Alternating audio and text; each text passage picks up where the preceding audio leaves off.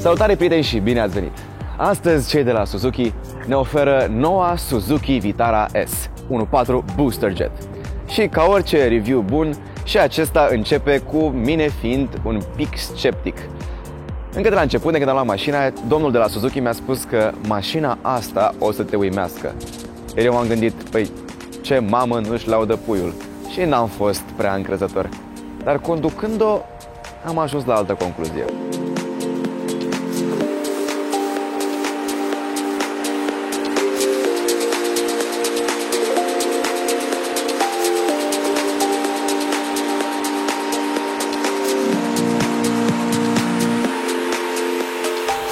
Suzuki Vitara nu mai este mașina drăguță pe care o știam cu toții.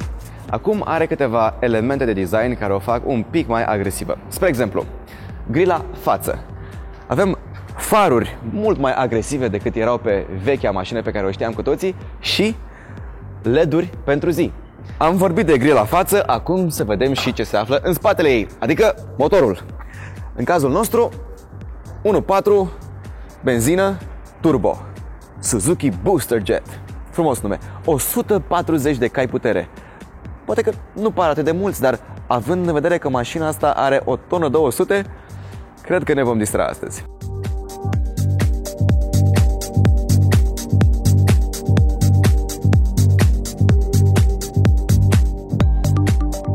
Interiorul noii Vitara este chiar un loc foarte frumos în care să te afli. Sincer, sunt un pic uimit pentru că mi se pare că arată foarte bine. În ciuda faptului că materialele folosite poate nu sunt cele mai premium. Spre exemplu, aici pe bord e plastic și la fel și pe ușă e plastic. Banda aceasta care arată ca cel mai frumos metal șlefuit e tot plastic. Lăsând acest lucru la o parte, vizual trebuie să recunosc că mă încântă foarte mult acest interior. Pentru început am fost impresionat de scaune, care nu sunt cele mai moi scaune din lume, dar au o tentă sportivă, aș putea spune. Au aceste părți, această susținere laterală la care nu m-aș fi așteptat de la o astfel de mașină, un crossover de oraș. Un element foarte important al interiorului și în același timp funcțional este volanul, care îmi place foarte mult pentru că pare o mărime numai bună pentru un condus un pic sportiv. De asemenea, parcă tot pentru a accentua tenta sportivă, după cum puteți vedea, aici sunt niște accente roșii. Iar roșul, după cum știm cu toții, este culoarea vitezei. Din punct de vedere al conectivității, aici jos avem un conector USB și o priză de 12 V. Îmi place foarte mult cum a ales Suzuki să trateze sistemul de infotainment. Pentru început avem un ecran care arată mult mai bine decât multe alte ecrane din alte mașini de pe piață în acest preț. Totul îți dă impresia de smartphone, de tabletă. Spre exemplu, acum intrăm în tabul media. Aici avem deocamdată radioul, dar apăsând aici putem intra în iPod, USB, Bluetooth sau cardul SD, care este aici sus. Ne-am întors în radio. După cum vedeți, avem comenzi rapide către navigație, telefon și conectarea unui smartphone. Sau putem apăsa butonul de Home și din nou avem cele 4 taburi principale. Aici este partea de navigație, se poate naviga foarte ușor, putem adăuga adrese noi, adrese deja adăugate mai înainte, favorite, foarte ușor de navigat. Home din nou. Aici este telefonul meu care este conectat, iar aici se poate conecta un telefon folosind Android Auto sau Apple CarPlay.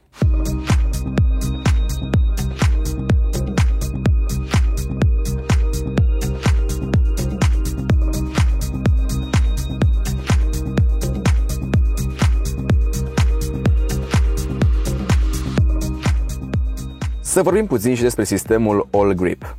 În cazul de față, întregul sistem se controlează prin această rotiță și acest buton. Spre exemplu, dacă suntem pe zăpadă, selectăm zăpadă și automat mașina controlează ESP-ul pentru a ne ajuta în mediul dorit. Pe sport, mașina este un pic mai răspunzătoare la accelerație și chiar agilă. Butonul Lock blochează diferențialul mașinii 50 față, 50 spate pentru a putea să mergem pe off-road, dar până la viteză de 60 de km la oră. Și butonul din mijloc resetează mașina și o pune în modul auto. Însă, cum stă treaba și în spate? Ei bine, aici pasagerii au destul loc la genunchi, cât și la cap. Este chiar o mașină spațioasă. Există și diferite spații de stocare. Unul aici nu este unul, nu știu de ce, ar fi putut fi două.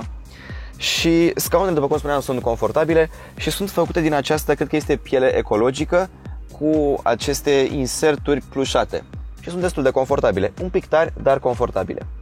Tot aici din spate putem foarte ușor să și rabatăm scaunele pentru a obține o platformă de încărcare de 710 litri. Destul!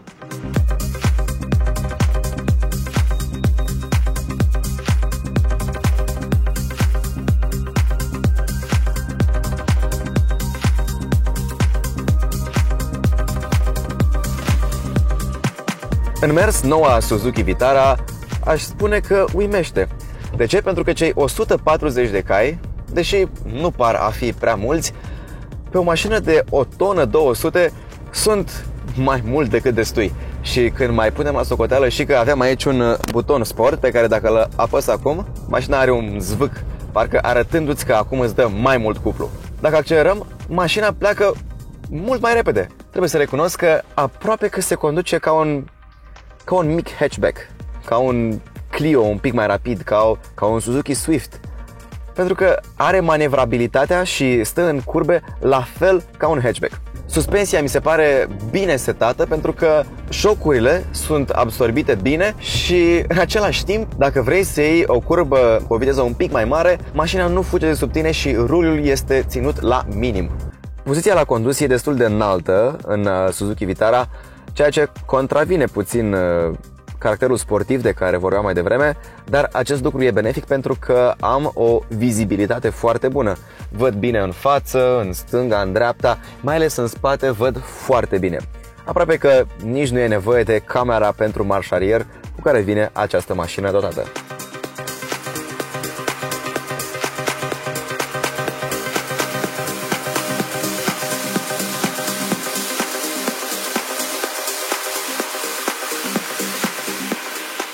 Masa redusă a mașinii nu o ajută doar la performanțe și la statul bine în curbe, ci o ajută și la o caracteristică foarte importantă pentru români, și anume consumul.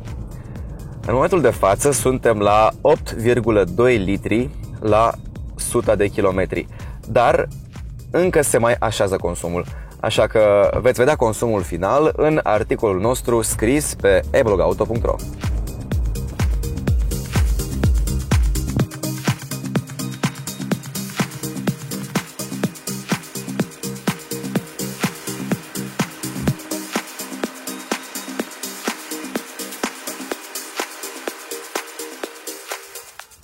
Acum ajungem și la partea mai puțin plăcută, adică prețul. Mașina noastră, Suzuki Vitara S 1.4 Booster Jet, 140 de cai putere și tracțiune manuală în 6 rapoarte și sistemul de tracțiune integrală All Grip, 20.050 de euro. Ce mai la stânga, dreapta? 20.000 de euro. E bine, ce cumperi cu 20.000 de euro? Păi, cumperi un crossover spațios, cu un portbagaj destul de bun și cu o dinamică impresionantă, pentru că mașina asta, trebuie să recunosc, mă impresionează când vine vorba de cât de repede schimbă direcția, cât de fâșneață este, cred că este ideală pentru oraș. Dacă v-a plăcut review-ul nostru, dați-ne un like. Dacă nu, e un buton și pentru asta. Și dacă vreți să vedeți și mai multe review-uri, atunci vă rog, abonați-vă. Până atunci, ne vedem pe eBlog Auto. La revedere!